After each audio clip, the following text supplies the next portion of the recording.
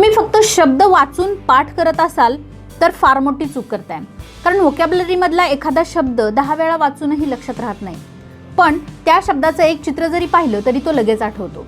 यामागे एक महत्त्वाचं रिझन आहे मित्रांनो.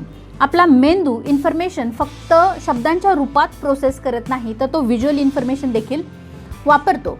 सायकोलॉजिस्ट ॲलन पायविवो यांच्या ड्युअल कोडिंग थिअरीनुसार इन्फॉर्मेशनला व्हर्बल आणि व्हिज्युअल अशा 2 प्रकारे रिप्रेझेंट केलं जाऊ शकतं. म्हणजे तुम्ही फक्त फीबल हा शब्द वाचला तर तुमच्याकडे व्हर्बल शाब्दिक इन्फॉर्मेशन आहे, पण त्यासोबतच तुम्ही अशक्त व्यक्तीचं चित्र पाहिलं किंवा समोर बघितलं, व्हिज्युअलाइज केलं तर एक व्हिज्युअल रिप्रेझेंटेशन तयार होतं.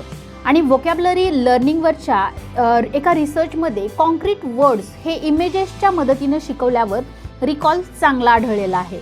या संदर्भात आणखी एक इंटरेस्टिंग ऑब्झर्वेशन लेस गिबलिन यांच्या स्किल विथ पीपल या पुस्तकात देखील पाहायला मिळतं.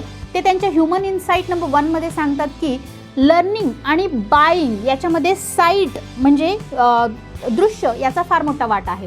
ह्युमन इनसाईट 2 मध्ये ते सांगतात की इन्फॉर्मेशन रिटेन करण्यामागे सीइंग, हिअरिंग, सेईंग, डुईंग याचा काय रोल आहे ते. त्यामुळं वर्ड मिनिंग याच्यावरती न थांबता word meaning, images, example, use अशी चेन तयार करा. फॉर एक्झाम्पल ॲब्स्कॉन्ड म्हणजे फरार होणं. असं फक्त वाचू नका, तर पोलिसांपासून फरार होणाऱ्या, पळून जाणाऱ्या व्यक्तीचं चित्र डोळ्यासमोर आणा, चित्र पहा. त्यामुळं काय होईल की या ॲब्स्कॉन्ड या शब्दाला एक व्हिज्युअल हुक मिळेल. म्हणून व्होकॅब्युलरी फक्त वाचू नका, तर त्या शब्दाला अर्थ द्या आणि त्या अर्थाला एक चित्र द्या, त्या चित्रानं ते रिप्रेझेंट करा. Because when a word has meaning plus context plus visual association plus recalling it becomes easier for your brain to remember. तर माहिती उपयुक्त वाटली असेल तर आपल्या पेजला नक्की फॉलो करा.